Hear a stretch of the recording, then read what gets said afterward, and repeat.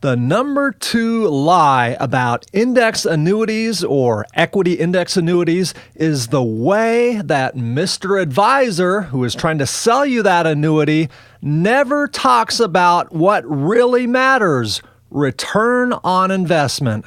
Instead, he spends all his time taking your eye off the ball, talking about something that is not the same. He'll talk about income base or accumulation value or protected benefit value, or he'll use an ambiguous term like return when referring to what is essentially just annual interest payment rate or the basis for determining annual interest payment rate. And to the know-nothing investor, these terms sound a lot like the price of a stock or something like that. When you sell it, that's the price you get, right? Not with annuities. And these charts that they often show you are merely used for the purpose of calculating income payments. These charts are like fool's gold because you can't begin to calculate what your actual return on investment is unless and until you know or have a good idea what your cash surrender value is going to be, or if you were to die, your heirs' inheritance value, often referred to as death benefit value. And the insurance company has all sorts of creative ways to reduce what really matters, that final value, which will allow you to calculate a total return on investment. Now, what is return on investment? Well, return on investment is how you evaluate the performance of an investment.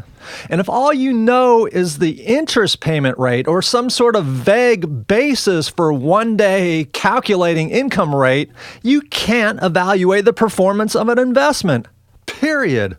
So how do you calculate return on investment? Well, you take total return, including not just all dividend or interest payments, but also the final sale price of the stock or ETF or whatever it may be, and divide that total sum by the initial investment amount.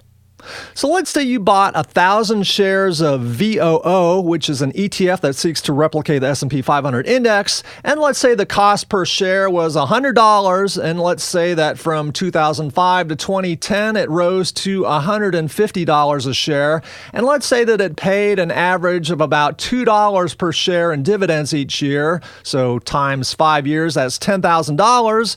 So your total return was $160,000. So your total return on investment after 5 years was 60%, but a better measurement is to determine what was the average annual return on investment. And I use a website called pinegrove.com, and if you enter the numbers, you can see that the annualized return on investment was 9.9%. Now we're getting somewhere. Now we can put it in perspective versus other investments. You know, people always talk about average annual return on investment. For example, 1-year CDs, what do they pay? About 1%.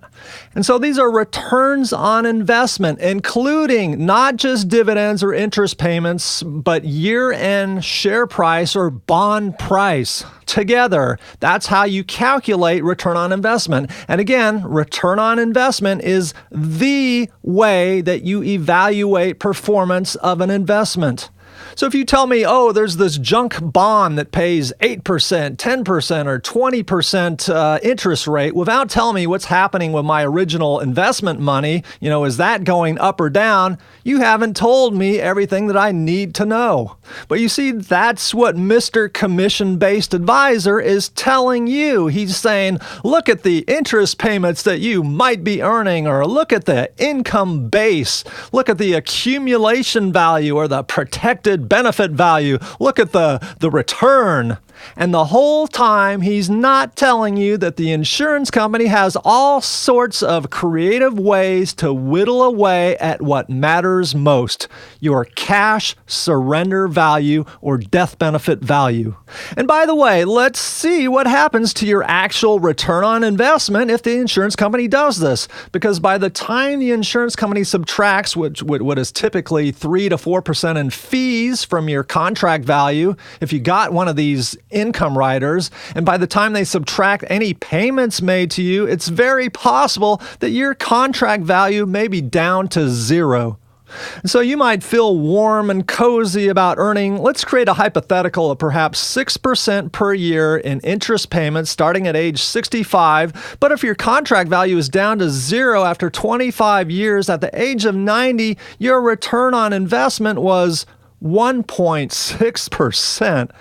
Or if you live to be 100, your return on investment was 2.1%.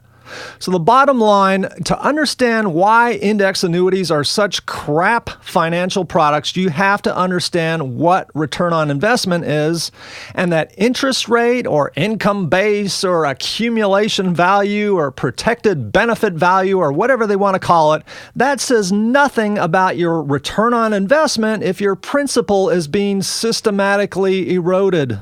By the way, be sure and watch the #1 lie about annuities.